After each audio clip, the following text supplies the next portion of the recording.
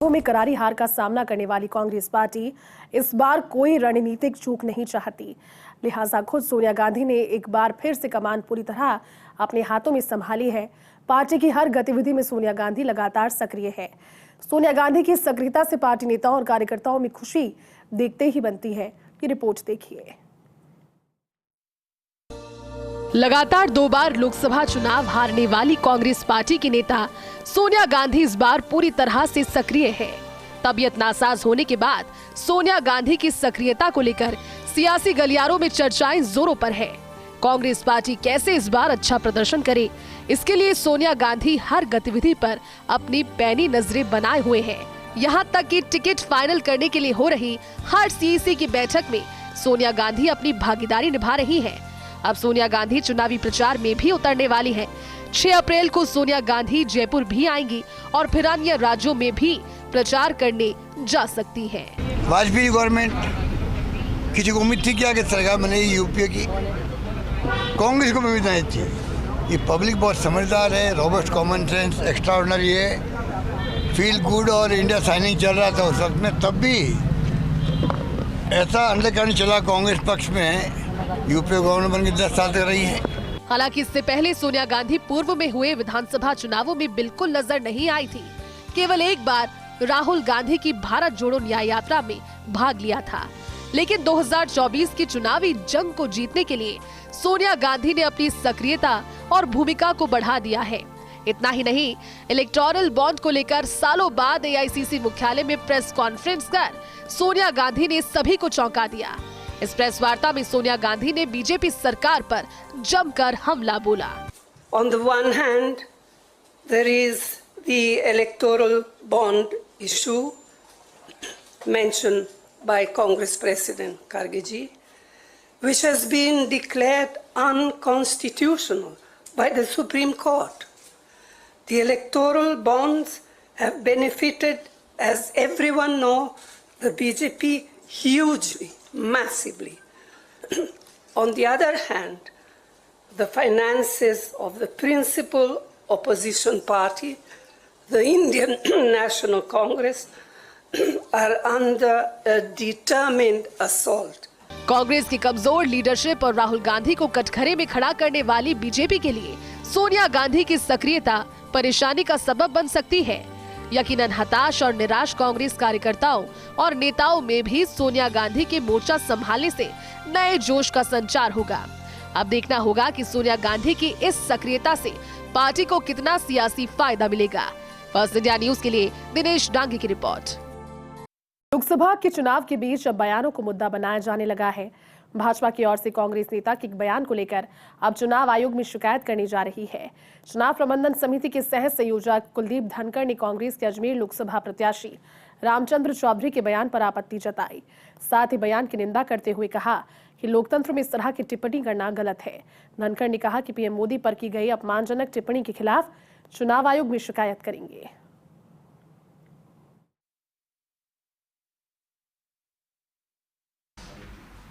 इस लोकसभा चुनाव को लेकर भारतीय जनता पार्टी राजस्थान की प्रदेश इकाई पूरी तरह अपने काम में जुट गई है और 2-3 विषयों पर मुझे अपनी बात रखनी है। अभी पहले चरण के चुनाव के लिए नामांकन का काम पूरा हो गया, तो दूसरा चरण होने वाला है, इसमें इसके लिए नामांकन प्रक्रिया प्रारंभ हो गई। और इस चुनाव के दरमियान राजस्थान में हमारी विपक्ष की जो पार्टी है कांग्रेस पार्टी, इसके नेता लगातार हमारे वरिष्ठ नेताओं के खिलाफ अपमानजनक टिप्पणियां कर रहे हैं। इनकी शिकायत भी हम चुनाव आयोग के सामने करने वाले हैं।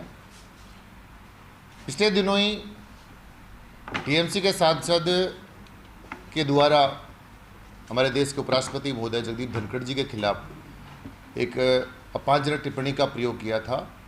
और इनके देश के कांग्रेस के बहुत बड़े नेता जो अपने आप को कहते हैं कि मैं प्रधानमंत्री का दावेदार हूं, उन्होंने राहुल गांधी के द्वारा वीडियो भी बनाया गया। जो व्यक्ति संवैधानिक पोस्ट पे बैठे हैं, संवैधानिक पद पर रहते हुए, उनके पास सारा पूरा देश का काम है, पूरा देश उनका सम्मान करता है, और ऐसे व्यक्ति के खिलाफ अपमानजनक टिप्पणी का प्रयोग इन्होंने करा, उसका पूरे देश की जनता ने विरोध भी किया। लोकसभा चुनाव की तैयारी को लेकर भरतपुर संभाग आयुक्त सावरमल वर्मा ने करौली कलेक्ट्रेट सभागार में जिले के अधिकारियों की बैठक ली। सामान्य पर्यवेक्षक एम हरि जवाहर लाल, व्यय पर्यवेक्षक तरुण कुमार, निर्वाचन अधिकारी नीलाभ सक्सेना, एसपी ब्रजेश ज्योति उपाध्याय की मौजूदगी में आयोजित बैठक में संभाग आयुक्त ने अधिकारियों को समन्वय के साथ दायित्व निर्वहन के निर्देश दिए। बैठक में आचार संहिता की पालना, संवेदनशील मतदान केंद्रों पर पुख्ता सुरक्षा प्रबंध करने के निर्देश दिए गए। इस दौरान उन्होंने शांतिपूर्ण, निष्पक्ष और भयमुक्त मतदान के लिए सभी प्रबंध सुनिश्चित करने पर जोर दिया। लोकसभा चुनावों को लेकर डूंगरपुर जिले में पुलिस विभाग भी गंभीर और सतर्क नजर आ रहा है। फ्लैग मार्च के साथ पुलिस की ओर से जिले के आदतन अपराधियों को पाबंद करने को लेकर अभियान चलाया जा रहा है। पुलिस विभाग की ओर से निरोधात्मक कार्रवाई करते हुए सैकड़ों आदतन अपराधियों को पाबंद किया गया। वहीं जिले के गुजरात से लगने वाली करीब 7 चेक पोस्ट पर जाब्ता तैनात किया गया है। इन मार्गों से गुजरने वाले हर वाहन की गहनता से चेकिंग की जा रही है ताकि कोई भी चुनाव को प्रभावित करने वाले तत्वों पर नजर रखी जा सके। इसके अलावा देशी शराब निर्माण के खिलाफ भी पुलिस की ओर से लगातार कार्रवाई जारी है।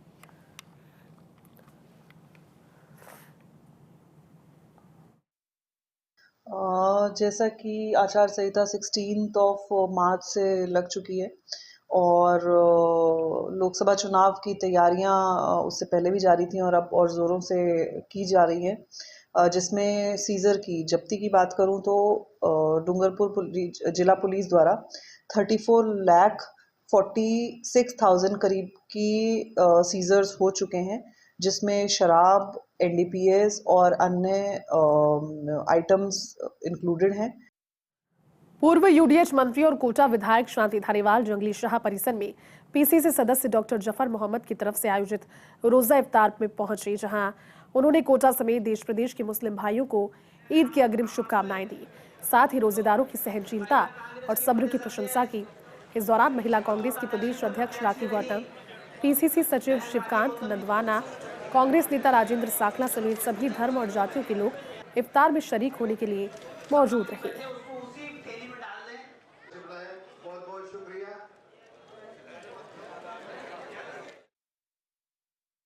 बहुत बहुत ईद की मुबारकबाद है। ये रोजा अफ्तार जो आपसे फर्ज किया गया है, ये मान के चलिए कि जिसको आज आप निभा रहे हो, ये निश्चित तौर पर जो है सीधा हुक्म की तामील कर रहे हो। मैं आप सबको बहुत बहुत मुबारकबाद देता हूँ और आशा करता हूँ कि ये ईद आपके परिवार को जो है संपन्न करेगी, खुश रखेगी, आनंद में रखेगी। और अब बात स्तुति ऑड ट्यून म्यूजिकल ट्रेडिशन कार्यक्रम की, जिसका डेल्फिक काउंसिलिंग ऑफ राजस्थान के साथ रामकृष्ण मिशन जयपुर एवं वेस्ट जोन कल्चरल सेंटर के संयुक्त तत्वावधान में आयोजन हुआ। इस दौरान कलाकारों ने लंगा और मांगणियार गायन शैली में रामसिया और राधा कृष्ण के सुरीले भजन प्रस्तुत कर श्रोताओं को मंत्रमुग्ध कर दिया। कार्यक्रम की शुरुआत सार्वजनिक निर्माण विभाग के ACS Sandeep Verma, Delphic counselling of Rajasthan के अध्यक्ष और एसीएस परिवहन श्रेया गुहा, राजस्थान डेल्फिक काउंसिल के महासचिव डॉक्टर जितेंद्र कुमार सोनी ने दीप प्रज्वलन कर की। कार्यक्रम में पंडित प्रवीण कुमार आर्य के द्वारा प्रस्तुत पखावज वादन सुनकर भी दर्शक मंत्रमुग्ध हो उठे। कार्यक्रम में प्रख्यात खड़ताल वादक भंगूर खान ने खड़ताल पर रामसिया के विवाह दृश्यों को उतारकर सभी का मन मोह लिया। इस आयोजन में ढोलक पर मंसूर खान, वीणा पर दादा खान ने प्रस्तुति दी, तो वहीं कामयाचे पर भुगड़े खान और गायन में भुट्टे खान और दादा खान ने साथ दिया। इस मौके पर संदीप वर्मा ने कलाकारों की प्रस्तुतियों को अविस्मरणीय बताया।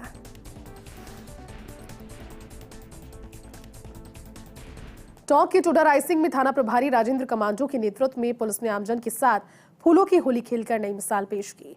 आमतौर पर होली के दूसरे दिन पुलिस की होली होती है और पुलिस अपने अपने थानों में होली खेलते हैं, लेकिन टोडा राइसिंग थाने के थाना प्रभारी राजेंद्र कमांडो ने अपनी अनूठी कार्यशैली को दर्शाते हुए आमजन में पुलिस पर कमजोर हो रहे विश्वास को मजबूत करने के लिए आमजन के बीच आकर फूलों की होली खेली। इस दौरान थाना प्रभारी ने महिलाओं समेत सैकड़ों की संख्या में आए लोगों से कहा कि मैं अपने काम की शुरुआत कार्यक्रम से कर रहा हूँ।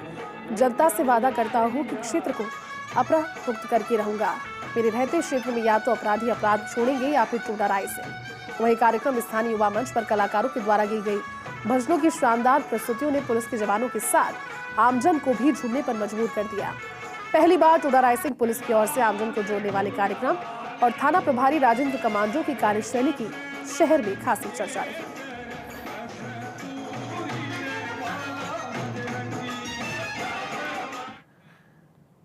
वन विभाग ने राजस्व अधिकारियों पर कार्रवाई करते हुए प्रदेश में वन संरक्षण को लेकर नई नजीर पेश की है। रेंजर दीपक शर्मा ने साहसी कदम उठाते हुए चौथ का बरवाड़ा के तत्कालीन तहसीलदार कमल पचौरी, नायब तहसीलदार सुरेश जैन, 3 गिरदावर और 5 पटवारी के खिलाफ वन अधिनियम के तहत 3 मुकदमे दर्ज किए। दरअसल 20 फरवरी को रेंजर दीपक शर्मा का तबादला होने के बाद 21 फरवरी को तत्कालीन तहसीलदार कमल पचौरी और उनके कार्मिकों ने रेंज सवाई माधोपुर के ग्राम चौथ का बरवाड़ा, बिंजारी, भगवतगढ़ वन क्षेत्र में अवैध रूप से जेसीबी मशीन द्वारा वन संपदा नष्ट कर लगभग 1,96,000 रुपए की वानिकी संपदा का नुकसान पहुंचाने का कृत्य किया। इसी बीच रेंजर दीपक शर्मा ने दोबारा विभाग ने 18 मार्च को सवाई माधोपुर में उन्हें लगा दिया। दीपक शर्मा ने इस प्रकरण की विस्तृत जांच की, जिसके बाद 3 अलग अलग मुकदमे दर्ज कर विभागीय कार्रवाई शुरू की गई। चित्तौड़गढ़ मेवाड़ के आराध्य देव श्री सांवलिया जी के मासिक दान पात्र से जुड़ी खबर। इस बार खोला गया 1.5 माह के बाद श्री सांवलिया जी का दान पात्र। आज पूरा हुआ इस माह मंदिर में आए चढ़ावे की राशि का हिसाब। अब तक चली कई दिनों तक दान पात्र से निकलने वाली चढ़ावे की राशि की गिनती और इस महीने में कुल 18,55,86,941 रुपए का चढ़ावा आया है। मंदिर के दान पात्र से निकले 14,19,36,110 रुपए। ऑनलाइन मनी ऑर्डर और भेंट कक्ष में 4,36,50,813 रुपए जमा हुए। दान पात्र से निकले 560 ग्राम सोने और 17 किलो 413 ग्राम चांदी के आभूषण। भेंट कक्ष में जमा हुई 303 ग्राम 830 मिलीग्राम सोने और 82 किलो 16 ग्राम चांदी के आभूषण। इस बार कड़ी सुरक्षा के बीच 24 मार्च को मंदिर के दान पात्र को खोला गया और कड़ी सुरक्षा के बीच मंदिर में दान पात्र जब खुला तो गिनती का काम चला। इस दौरान श्री सांवलिया जी मंदिर मंडल अध्यक्ष भैरूलाल गुर्जर, सदस्य ममतेश शर्मा, संजय मंडोवरा, प्रशासनिक अधिकारी द्वितीय नंद किशोर टेलर, प्रबंधक राजेंद्र शर्मा, सुरक्षा प्रभारी गुलाब सिंह, संपदा प्रभारी मनोहर शर्मा सहित सदस्य और कार्मिक मौजूद रहे। दान पात्र की गिनती के दौरान बैंकों के प्रतिनिधि भी मंदिर परिसर में मौजूद रहे। और अब बात चिटफंड मामले में गिरफ्तारी से बचाने के बदले 17 लाख रुपए की रिश्वत मांगने की, जिसमें न्यायिक अभिरक्षा में चल रहे ईडी के कर्मचारी नवल किशोर मीणा और राजस्थान सरकार के कर्मचारी बाबूलाल मीणा की हाईकोर्ट याचिकाएं खारिज कर दी गई है। जस्टिस अनूप कुमार ढंड की एकल पीठ ने आदेश नवल किशोर और बाबूलाल मीणा की जमानत याचिकाओं पर सुनवाई करते हुए दिए। कोर्ट ने दोनों आरोपियों को छूट दी है कि अगर विभाग 4 माह में उनके खिलाफ अभियोजन स्वीकृत नहीं देता तो वो फिर से जमानत याचिका दायर कर सकते हैं। अदालत ने यह भी कहा कि आरोपियों ने गंभीर प्रकृति का अपराध किया है, ऐसे में उनके प्रति नरमी का रुख नहीं अपनाया जा सकता। जमानत याचिकाओं में कहा गया कि एसीबी ने याचिकाकर्ताओं को गत 2 नवंबर को गिरफ्तार किया था। इसके बाद से वे न्यायिक अभिरक्षा में चल रहे थे। प्रकरण में अनुसंधान पूरा कर एसीबी ने आरोप पत्र भी पेश कर दिया, लेकिन विभाग ने अब तक मुकदमा चलाने के लिए अभियोजन स्वीकृति नहीं दी है।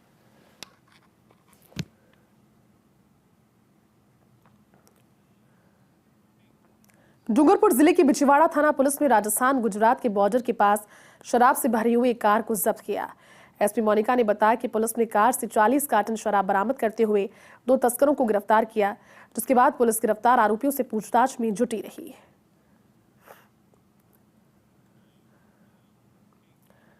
धौलपुर पुलिस और डीएससी टीम ने 15-15 हजार रुपए के 3 इनामी बदमाशों को गिरफ्तार किया। इन तीनों आरोपियों पर साल 2022 में पुलिस पर हमला कर बजरी की ट्रैक्टर ट्रॉली को छुड़ाने का मामला दर्ज था, जिस मामले में पुलिस ने पहले 4 लोगों को गिरफ्तार कर जेल भेज दिया है। 4 आरोपियों पर एसपी के द्वारा इनाम घोषित किया था, जिसमें 3 आरोपियों को गिरफ्तार किया गया। कोतवाल ने बताया कि मामले में फरार चल रहे अन्य आरोपियों की तलाश जारी है।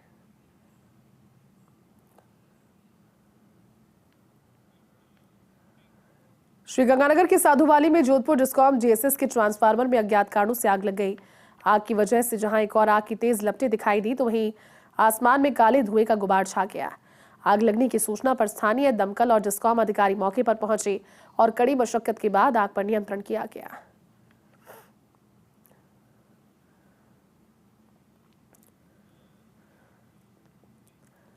झालावाड़ एसीबी ने कार्रवाई करते हुए सरड़ा सरपंच और उसके बेटे को 25,000 रुपए की रिश्वत लेते ट्रैप किया है। दोनों ने मनरेगा मैच के मस्ट्रोल को पास करवाने के एवज में 55,000 रुपए मांगे, जिसके 10,000 रुपए पहले ही ले लिए थे। परिवादी की शिकायत पर झालावाड़ एसीबी की टीम ने सत्यापन करवाया और आरोपी सरपंच राधेश्याम मेहर और उसके बेटे रवि कुमार को परिवादी के हाथों 25,000 रुपए रिश्वत लेते हुए ट्रैप किया।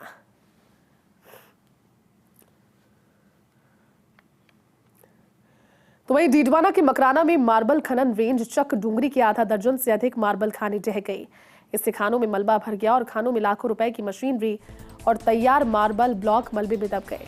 गनीमत रही कि खानों के भीतर कोई मजदूर उस समय नहीं था, वरना बड़ी जनहानि हो सकती थी।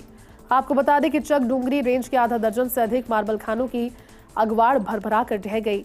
खानों के भीतर मार्बल निकाला जा रहा था, जिसके चलते लाखों रुपए के तैयार मार्बल के ब्लॉक भी खानों में तैयार थे। होली का पर्व होने की वजह से पिछले 3 दिनों से मजदूर खानों पर नहीं आ रहे थे और खानों में खनन कार्य बंद था। इसकी वजह से खानों में मजदूर नहीं होने से बड़ी जनहानि होने से चल गई। खानों के ढहने की सूचना मिलते ही लोग खानों पर पहुंचने लगे और नुकसान का जायजा लिया।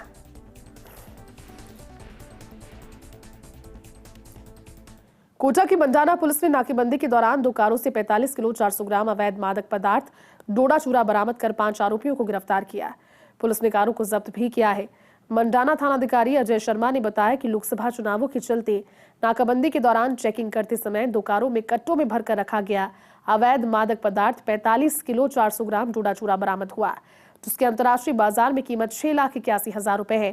पुलिस ने आरोपी महेंद्र कमलेश बिरमचंद उर्फ बिरम, सुभाष उर्फ फौजी व संजय को गिरफ्तार किया। 5 आरोपियों से पुलिस अवैध मादक पदार्थ डोडा चूरा की खरीद फरोख्त के बारे में पूछताछ में जुटी है।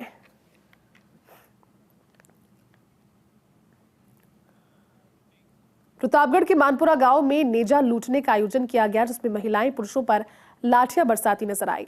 नेजा लूटने के इस आयोजन में बड़ी तादाद में ग्रामीण एकत्रित हुए।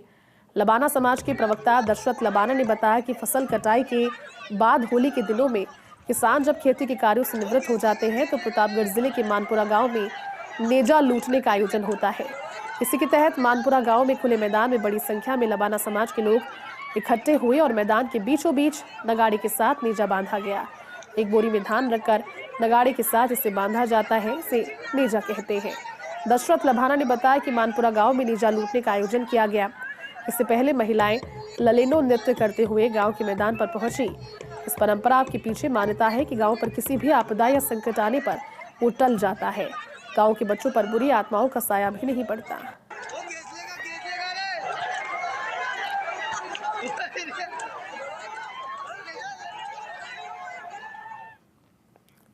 आचार संहिता का हवाला देकर प्रदेश में संचालित शराब की दुकानों को अगले 3 महीने के लिए रिन्यू करने के आबकारी विभाग के आदेश पर राजस्थान हाईकोर्ट ने अंतरिम रोक लगा दी है। हाईकोर्ट ने अपने आदेश में साफ कर दिया है कि रोक केवल याचिकाकर्ताओं तक सीमित होगी। यह आदेश सभी लाइसेंसी दुकानों पर लागू नहीं होंगे। यह आदेश जस्टिस महेंद्र कुमार गोयल की एकल पीठ ने कृष्णा शर्मा और अन्य की याचिकाओं पर सुनवाई करते हुए दिए। अदालत ने कहा कि लाइसेंसी की मर्जी के बिना विभाग उनकी दुकानों को 3 महीने के लिए रिन्यू नहीं कर सकता। मामले में याचिकाकर्ताओं की ओर से पैरवी करने वाले वरिष्ठ अधिवक्ता RN माथुर और अधिवक्ता अचिंत्य कौशिक ने जानकारी दी।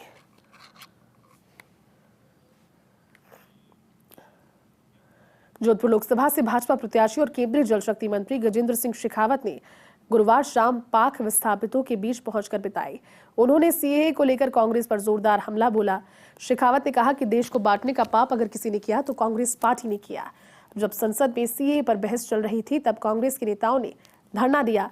जयपुर में अशोक गहलोत ने रैली निकालकर CAA कानून का विरोध जताया था।